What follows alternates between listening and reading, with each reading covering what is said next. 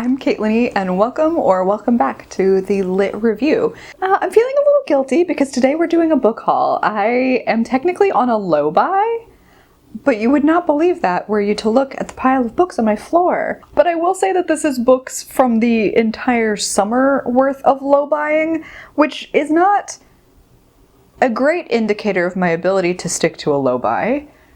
But it's less terrifying than if I had just done this all in one fell swoop. Sometimes I just get sucked in by a cover, and that's kind of what happened with Say You'll Be My Lady by Kate Pembroke. Never read Kate Pembroke, but this lady on the cover seems really self-assured and confident.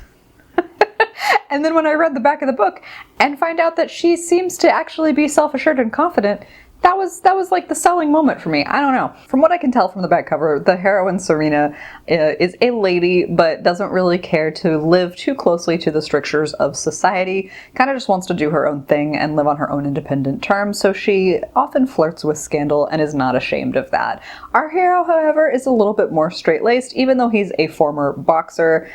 Charles Townsend is a consummate gentleman who is not that stoked to have caught Lady Serena's eye, but she, being the fierce, independent woman that she is like, I like you. There's a little bit of a clash of wills, but hopefully in a very fun way, and it just looked super charming. And then I picked up the third book in the Wild Winchester series by Erica Ridley, and that's Nobody's Princess. This is Graham's story, and Graham is kind of the data gatherer mastermind of the Winchester family, who kind of fulfill this oddball role in the ton. If you love found family tropes, I highly recommend this series because the Winchesters are technically socially acceptable, but just barely, because they are all the adopted children of this eccentric kind of baron from a made-up country, and I say made-up in the sense of how we understand geography in the book. It's a very real country.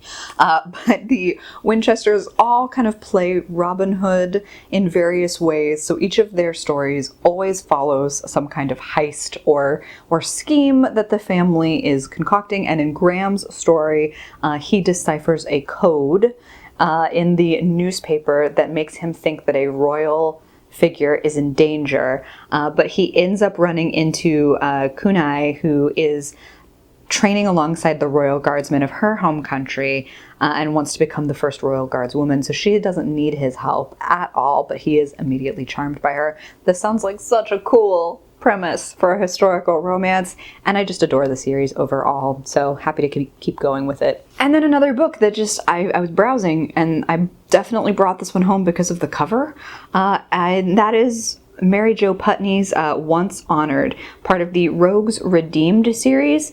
Listen, I have heard of Mary Jo Putney, like her name has been bandied about in the romance community, but she's never been somebody that I've picked up before. Did I pick this book up because it's a lady with a sword and she's wearing pants in a historical romance? I think the answer is obvious. Yes, that's exactly why I picked this up. If I'm gleaning details from the back cover correctly, this has the potential to be a somewhat angsty historical romance because it seems like it's set in London in 1816 as a Royal Navy officer. As our main hero's name is Lucas. He's Lord Foxton. There's something shady in his past that he's trying to figure out. Our heroine, Kendra, is just an absolute magnet for scandal, so when she comes into the ton, she's considered disgraced and a divorcee, so you know, she's not like the pristine person that would normally capture the eye of somebody who's you know, looking to repair his reputation, but Lucas agrees to help Kendra kind of investigate the scandal that has ruined her reputation and her life as they grow closer. This is also a like single mom romance because Kendra has a young son, and I don't see those too terribly often in historical. They pop up every now and again, but this is like super intriguing. That's what I know for now. We'll see when I actually read it. And then I got really excited to see this out in the wild because it's been on my TBR for a while, and the cover again is what absolutely drew me in. It's so beautiful.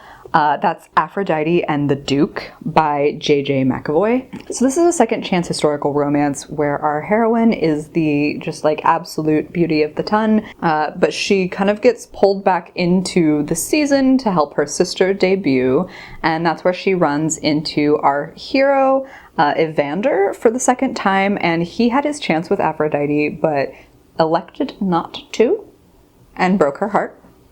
What a jerk. Now he's a widower and is trying to prove to Aphrodite that he still cares, that he made a mistake, he wants to win her back. Better be some good groveling in here is all I've got to say about that. And then I had to pick up a copy of this in physical form. I read it digitally through Kindle Unlimited over the summer and loved this book. It is now one of my favorite shifter romances, and the whole series, I believe, is currently on KU, so please go check it out. And that is the Phoenix Pack series. This is book 1, Feral Sins by Suzanne Wright.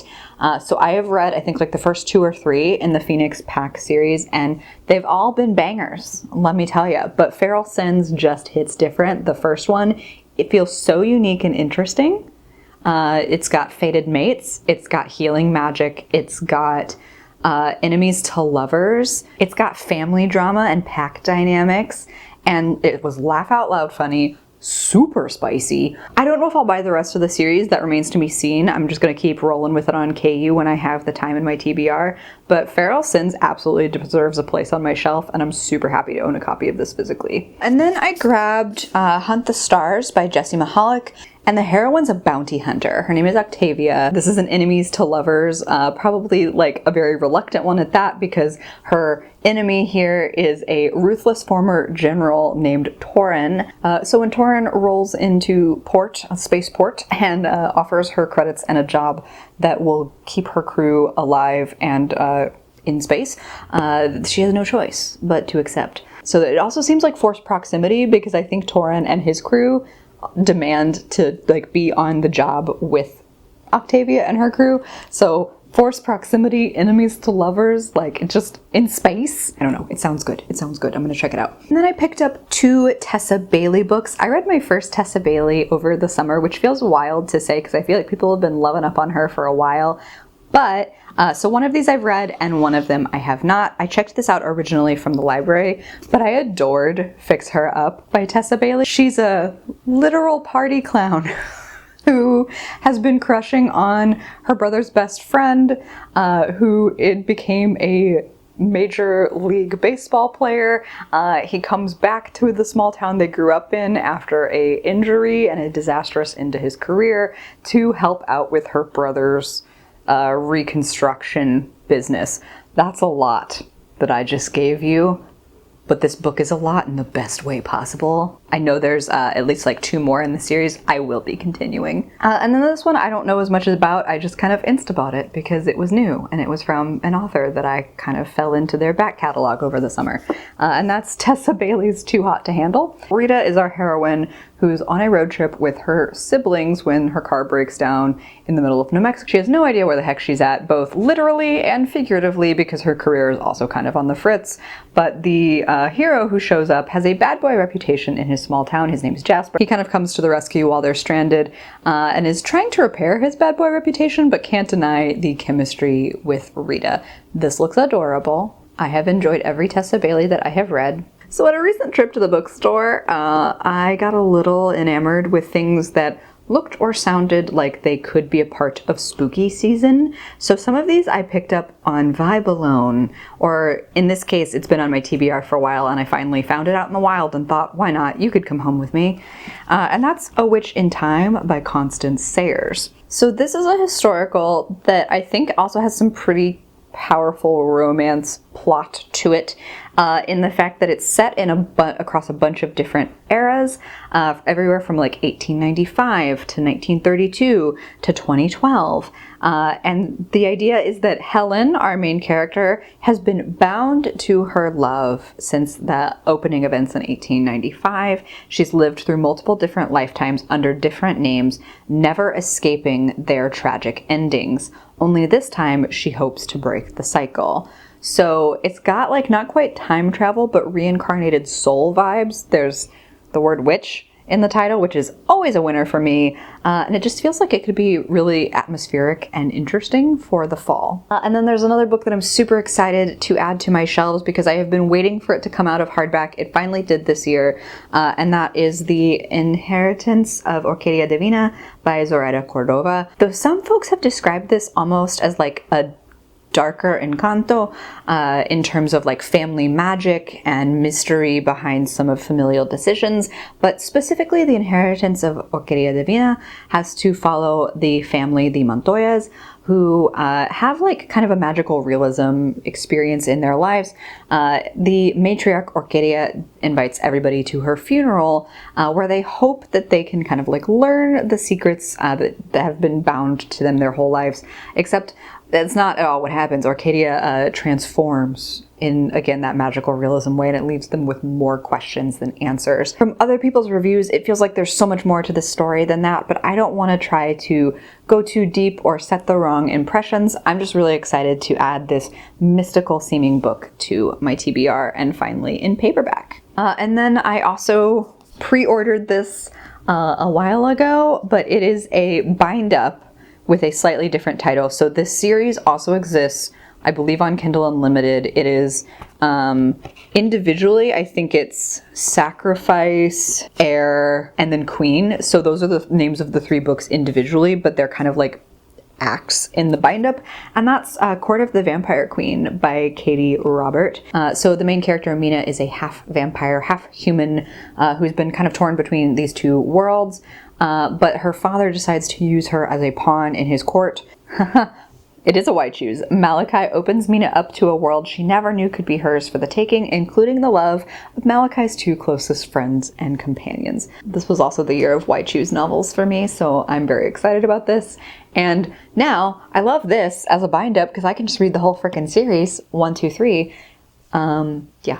This was another book that I picked up because I really like the series, but again, I'm a bit of a paperback preference sort of person, so I think there's some really gorgeous hardcovers released of the series, and I only bought book 1. I will probably eventually get the whole series, but this is book 1 in the Plated Prisoner series by Raven Kennedy. This is Guild. This was another book that I gave a second chance to, because if you go back on this channel, there's definitely video footage of me somewhere ranting about how I would never read this book again. It was awful. I DNF'd it. Boy, how I'm wrong sometimes. I really am glad I gave this a second chance. But this is a King Midas retelling where the main character, Oren, is, well, she's gilded. She is very golden. And there's a lot of court politics. There's a lot of dark themes as she kind of gets to, well, leave her gilded cage over the course of the series.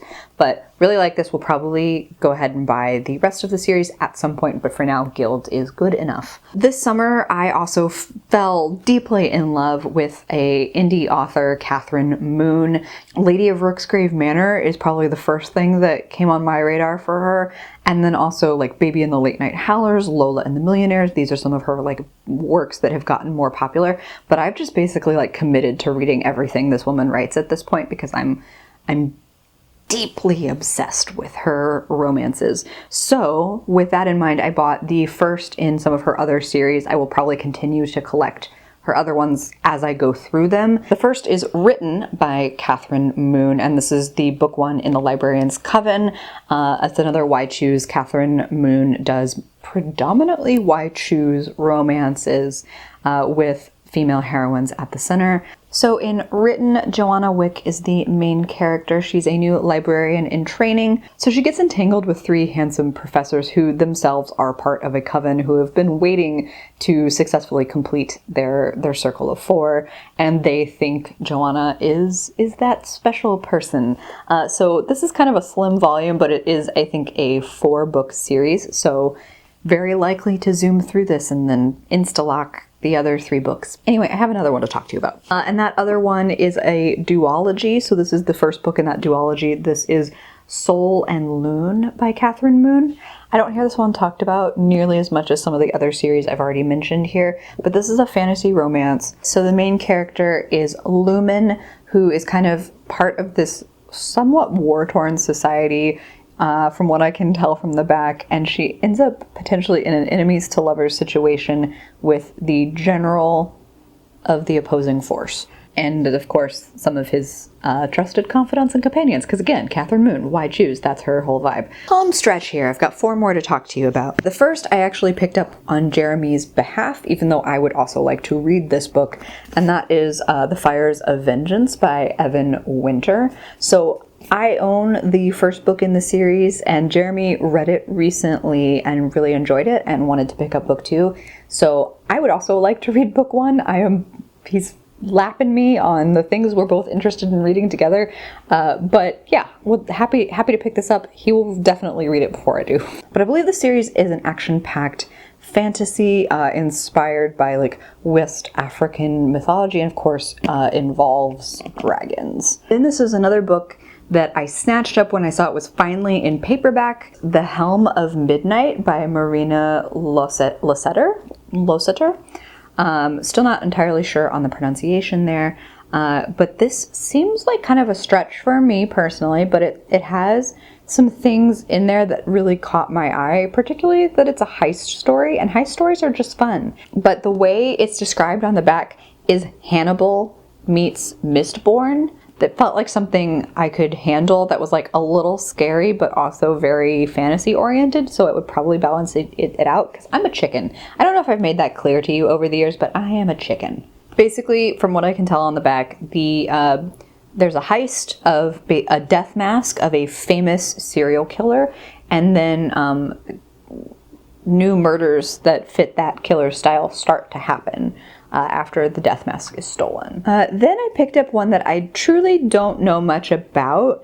The cover kind of grabbed me, and then from what I could pick up from the back cover also seemed really cool. And that's The Devourers by Indra Das. So check out this cover. It's really intricate and pretty. I like the art style a lot. So this is a debut novel, which I think is also pretty cool. It's set in India, and there's our main character is a college professor named Alok, who hears a mysterious and perhaps strange tale from a random person. And then because of that random interaction, she gets invited to kind of transcribe notebooks and documents that reveal the lives of a race of people that is on the back says once more than human yet kin to beasts. And I think somewhere else in here, maybe on like the first page, I think the word werewolf is used. Yeah, it's in like the second sentence that the word werewolf is used. And so I think this could be a really good fall spooky season read that is a little non-traditional, a little atypical, like it's not necessarily my usual shifter romance, but could be a really cool take on the like werewolf mythology. So I'm going to try to read this fall and see what happens. I say that, but I probably won't read it for 2 years, because that's also just who I am as a person, sorry. And then last but certainly not least, I picked up A Broken Blade, part of the Halfling Saga by Melissa Blair. So Lady Assassin, Kira, is our heroine here, and I love a good Lady Assassin book. I find those so engaging. And of course, I believe this one also has to do with the Fae. That's always a good hook for me as well. So I'm really excited to learn more about this and to see what all the hype behind this is about. I believe this book also just got a sequel title announced as part of that Halfling Saga. So hopefully it'll be a series I want to continue with, but we'll find out together whether or not that's true. So like I said before, it was not a wee haul, a middle and mid-sized haul, but a haul for the summer months in general. So I don't think I did too bad. I went a little overboard, but it was like over the course of 3 months, you know, like I did okay. But I regret none of it. That's the important part. I regret none of it. So I will be putting these books on my shelves. You'll be seeing them hopefully in some future TBRs. Let me know if you have read any of them, if you think there's one place I should start in particular. I'm always curious to hear your thoughts on these kind of things, especially when I do book hauls. There's just something so satisfying about watching people buy things. Hope you had fun today. Thanks for hanging out, and I'll see you in the next one. Bye!